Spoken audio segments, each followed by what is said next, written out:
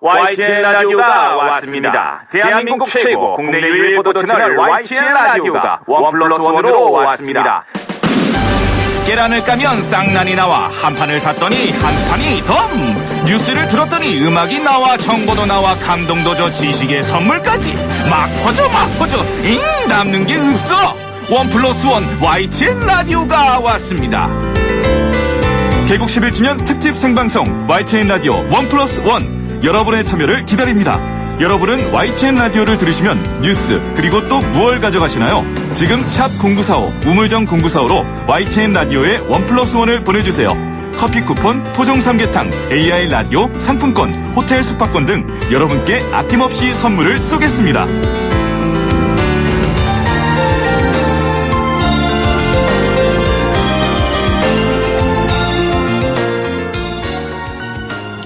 YTN 라디오 김호석의 출발 새 아침 YTN 라디오 개국 11주년 특집으로 함께하고 있습니다.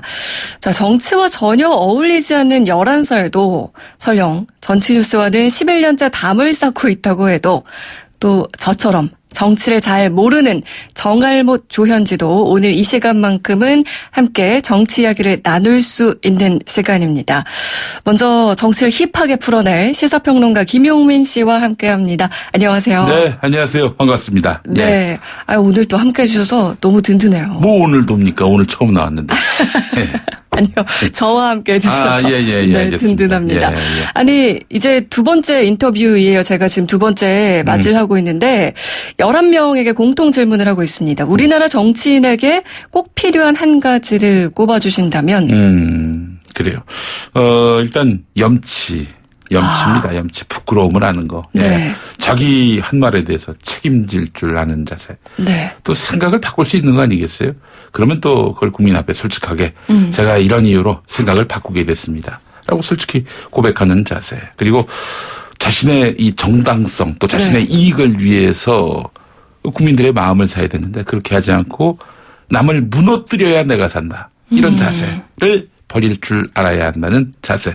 그리고 정치가 자기 인생의 최종 목적이어야 한다라고 생각하는 그런 자세. 그러니까 말하자면은 자신의 지나온 삶이 다 이 정치적 기득권, 권력을 얻기 위한 과정이 돼서는 안 된다는 자세. 다시 얘기해서 정치는 국가를 위해 국민을 위해 봉사하는 자리라고 생각하는 자세. 뭐 이런 것입니다. 네. 예. 염치로 한 가지만 여쭤봤는데 정말 많은 것들을 얘기를 해 주셨어요. 근데 하나 더 있어요. 뭔가요? 내가 무능하면은 그 한계를 인정하고 물러설 줄 아는 자세. 이게 없어요. 한국 정치에. 그렇군요. 안타깝습니다. 그나저나 YTN 라디오 11주년인데 뭐 축하의 한마디 부탁한다. 이런 질문을 던지실 법도 한데 말이죠. 아니요. 예. 이제 여쭤봐야죠. 벌써 11살이에요. 예.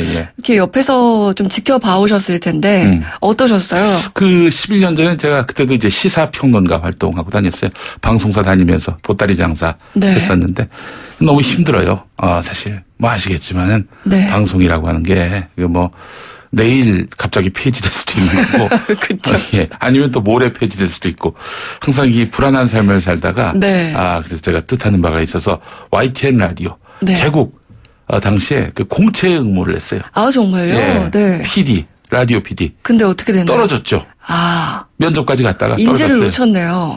글쎄 말이에요. 그래서 제가 떨어진 다음에, 이제 YTN 라디오는 곧 망해야 된다. 폭삭 망해야 된다. 이렇게 마음을 먹었는데 11년 동안이나. 그러니까. 아니, 지금 밖에서 방송사고라고. 아니, 11주년. 그렇게 생각한 게 사실인데. 예. 그렇지만 지금 잘 되고 있어서 너무 좋다. 훈훈하게 마무리해 주시네요. 깔끔한 마무리. 아니, 앞으로 한 110주년 될 때까지 옆에서 또 응원해 주셔야죠. 예. 110주년쯤 되면 뭐 우리 일이 아니기 때문에.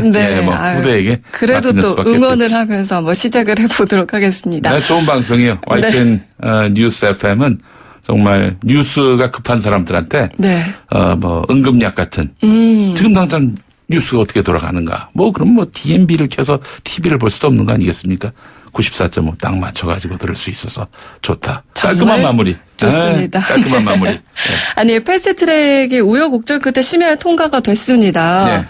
정말 이 패스트트랙이라는 게 이 법안을 지정을 할 때 이렇게 격렬하게 싸워서 할 일인가요? 격렬히 싸울 일이 아니죠. 예, 대략 한 330일 정도 최장 그렇게 토의를 안 하게 되면은 자동 상정이 되니까 네. 토의를 안 할 수 없게 만드는 겁니다. 패스트트랙이요. 예. 자유한국당이 더 건실하고 영양가 있는 대안을 제시하면은 또 국민의 지지가 뒷받침된다면은 얼마든지 자신의 대안으로 입법이 될 수 있어요. 이번 패스트트랙은 말 그대로 이 논의를 하자. 네. 논의에 물꼬를 트는 그런 패스트트랙 지정이지 이게 무슨 뭐 입법이 된 게 아니에요. 법이 만들어진 게 아니에요. 뭐 네. 법이 개정된 게 아니에요. 근데 지금 이렇게 사생결단으로 싸운 것은 이건 참 좀 일단 넌센스예요. 왜 이걸 갖고 힘겨루기를 해야 되는지 납득이 안 되는 거죠. 예. 그러면은 패스트트랙으로 지정이 일단 됐단 말이에요. 앞으로 어느 정도 시간이 있는 겁니까? 330일이라고 말씀드렸는데 한 1년 정도의 기한이죠. 그러니까 1년 후 이 즈음에는 이제 총선이 있단 말이에요. 내년 네. 4월 15일. 그 이전에 선거의 룰, 이 게임의 룰이 결정돼야 하지 않겠어요? 네. 그렇기 때문에 330일 정도면은 아마도 4월 15일 그 이전 단계 아니겠어요? 선거법 룰이 정해져야 하는, 어떻게든 정해져야 하는 그 시한까지란 말이죠. 지금 네. 패스트트랙에 태운 게 뭐죠? 일단 지금 고위공직자범죄수사처 네. 그리고 선거제도 그리고 검경 수사권 조정 등입니다. 네. 예. 뭐 하나하나 좀 살펴볼까요? 네. 일단 그 선거제도 개편과 관련해서는 연동형 비례대표제 네. 이게 사실은 뭐 지금도 잘 모른다. 자유한국당은 국민들이 이걸 잘 모른다라고 얘기하고 있는데 네. 아주 철학은 간단해요. 지지율만큼 네. 그 정당에 대한 지지율만큼 그 정당에게 의석을 주자 이거예요. 예를 들면은 한 7% 정도의 지지율을 얻고 있는 정당. 그러면은 의석을 몇 개 가져야 됩니까? 300석 중에서. 뭐 한 2석 정도 가져가야 되는 아니 건가요? 7%면은 7%요? 예. 네. 7%는 100에 7 아니에요. 네. 그러면 300석이면 7 곱하기 3이 되는 네. 거죠. 3명이래요. 21. 예, 21. 21석이 되는 거예요. 네네. 300석 중에 21석. 정말 정할못이네요. 우리 숫자도 안 되고. 수할못이기도 하신 것 같아요. 우리 조현주 아나운서. 11살이라서 예. 그 마음으로 이해해 밤에 주세요. 수학을 하셔가지고 아침에 잘 안 되신다는 얘기 제가 했던데. 수학을 늘 좋아했는데 수학은 저를 안 좋아하잖아요. 그렇습니다. 예, 네. 그렇습니다. 이게 지지율만큼 의석을 얻는 거. 네. 근데 이게 사실은 우리가 지난 언제죠? 그 2012년 대선 당시에 네. 총선 당시에 2012년 총선 그때 19대 총선이었는데 새누리당 득표율이 42.8%였어요. 그러면은 42.8%만 의석을 가져가야 되잖아요. 150석 미만이어야 되잖아요. 300석 중에. 네. 그런데 152석을 가져갔어요. 그러니까 이제 지지율보다 더 많이 네. 의석을 가져간 거죠. 그 지난 2016년 20대 총선에서 정의당 득표율은 7.2%였어요. 네.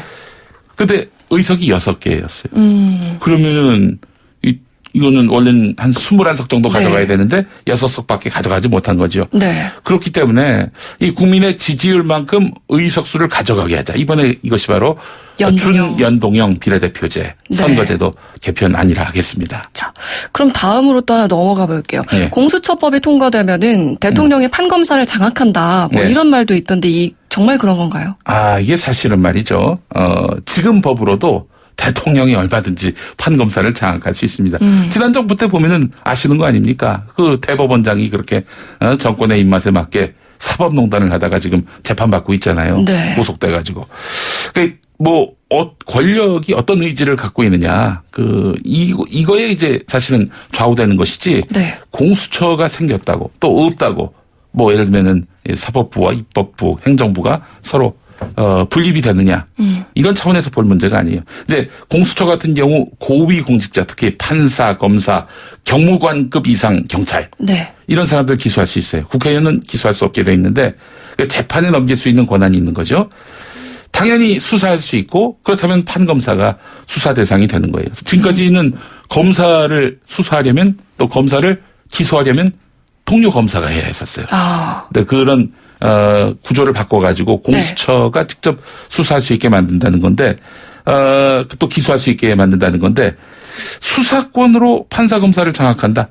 뭐 정말 이 판사 검사들을 한번 내 권력 아래 두고 싶다. 이런 나쁜 정권이면은 이게 가능하겠죠.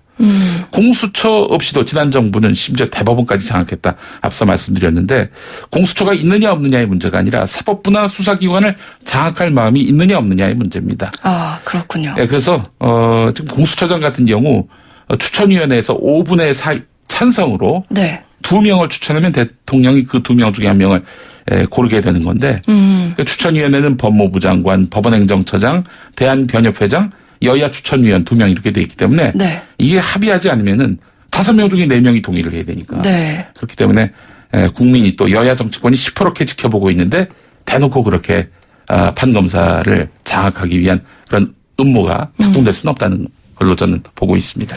여기서 잠깐 아주 짧게 여쭤보고 싶은 게요. 예. 국회 선진화법 몸싸움 방지하려고 만든 거잖아요. 예. 이게 왜 이번에 보니까 좀 무용지물이던데요. 예. 그렇죠. 그 법을 어긴 사람이 있었기 때문에 아. 법대로 하면은 이런 일이 벌어질 수가 없는 거예요. 네. 왜냐하면은 이런 식으로 선진화법이라고 하는 것이 이제 2012년 그 당시에 박근혜 새누리당 비상대책위원장이 네. 이거 추진합시다 해가지고 결국 입법이 된 거예요. 그럼 이거 어기면 처벌받는 건가요? 어마어마하게 처벌받죠. 지금 국회 선진화법은 국회법 165조, 166조인데 폭력 행위로 국회 회의를 방해하면 5년 이하의 징역이나 1,000만 원 이하 벌금에 처하도록 돼 있는데 500만 원이 넘어가면 벌금 500만 원이 넘어가면 선거 출마를 할 수가 없어요. 아예. 그렇군요. 그렇기 때문에 지금 체증이 많이 됐잖아요.